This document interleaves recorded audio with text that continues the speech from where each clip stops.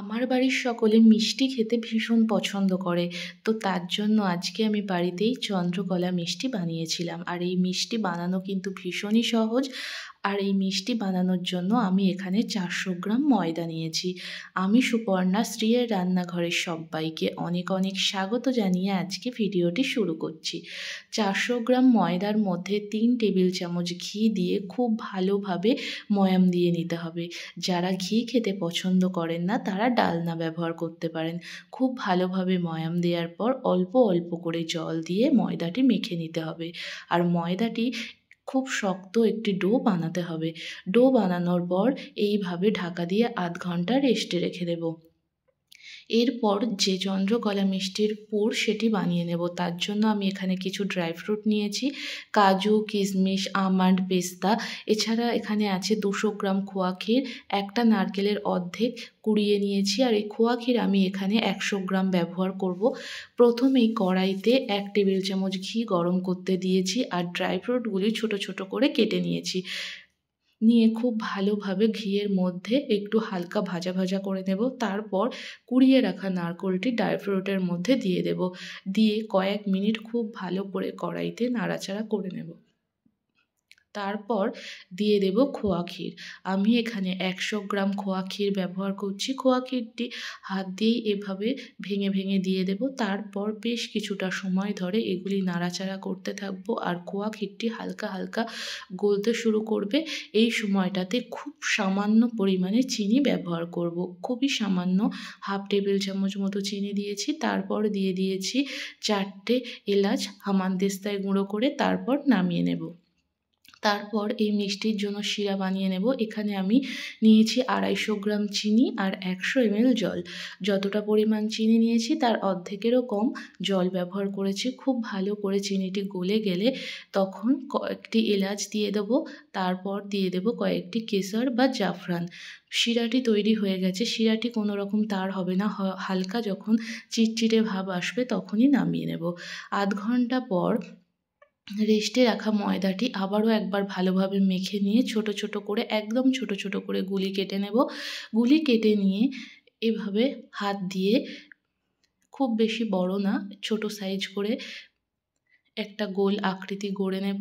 কিংবা যদি হাত দিয়েও বানাতে পারেন, এইভাবে হাত দিয়ে চেপে চেপে লুচির থেকে একটু ছোট এই রকমভাবে বানিয়ে নিতে পারেন। যে অনেকে এই রকমভাবে পিঠে তৈরি করে, এই পিঠের মতো ছোট্ট ছোট্ট লুচি আকারে গড়ে নিতে হবে। আর এগুলো একটু মোটা রাখতে হবে।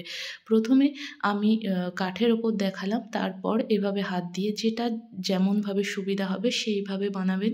প্রথমে আমি এইভাবে ছোট ছোট করে লেচি কেটে হাত দিয়ে সবগুলো লুচির মতো আকার করে বানিয়ে নেব। তারপর একে একে পুর ভরব।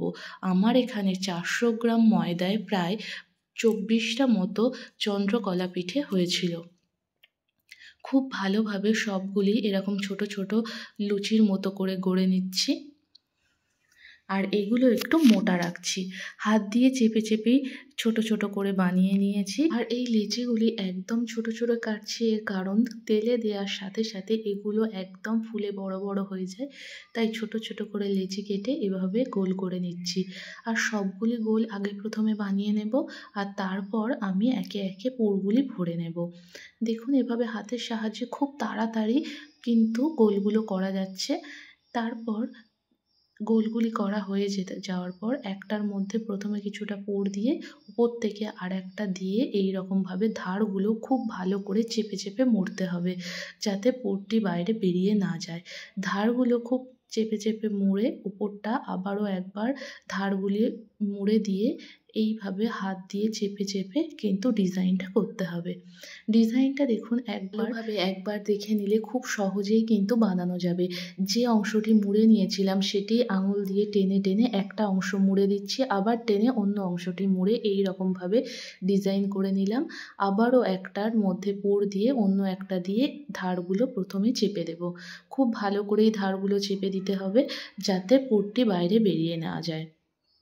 এই রকমভাবে সবগুলি চন্দ্রপুলি মিষ্টি আমি কিন্তু বানিয়ে নেব।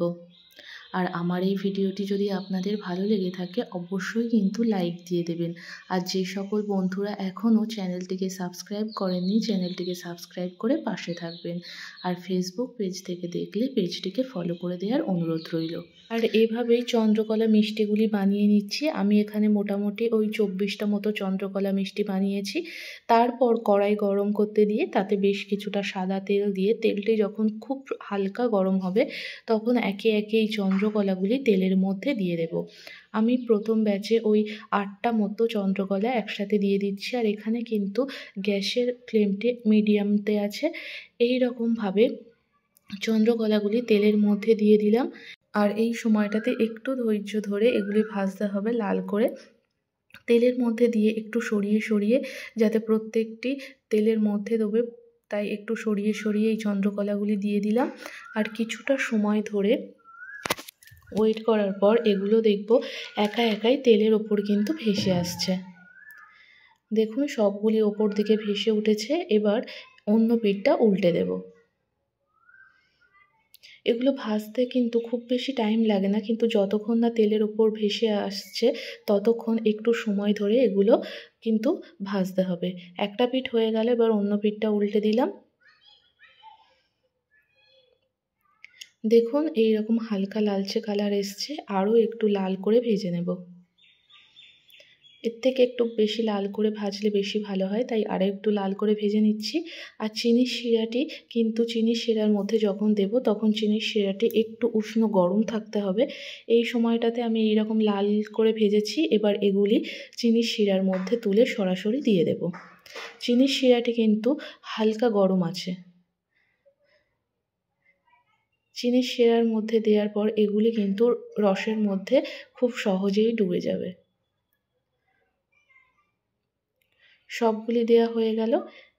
এবার এগুলি যাতে খুব তাড়াতাড়ি চিনির শিরার মধ্যে ডুবে যায় সেগুলো একটু সরিয়ে সরিয়ে দিয়ে দিলাম।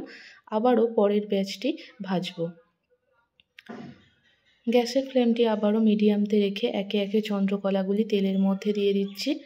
আর একই রকমভাবে গোল্ডেন ব্রাউন করে ভেজে চিনির শিরার মধ্যে দিয়ে দেব।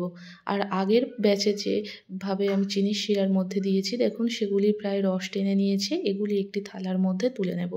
তারপর পরের ব্যাচের চন্দ্রকলাগুলি শিরার মধ্যে দেব। এভাবেই তুলে নেব। প্রথম যে 8টা দিয়েছিলাম সেটি একে একে তুলে নিচ্ছি। পর উপর থেকে সরু সরু করে পেস্তাগুলি কেটে নিয়েছি আর জাফরান দিয়ে এইভাবে পরিবেশন করব। আপনারা অবশ্যই এইভাবে বাড়িতে বানিয়ে দেখবেন আর ভিডিওটি কেমন লাগলো কমেন্ট করে জানাবেন। দেখা হচ্ছে পরের কোনো ভিডিওতে।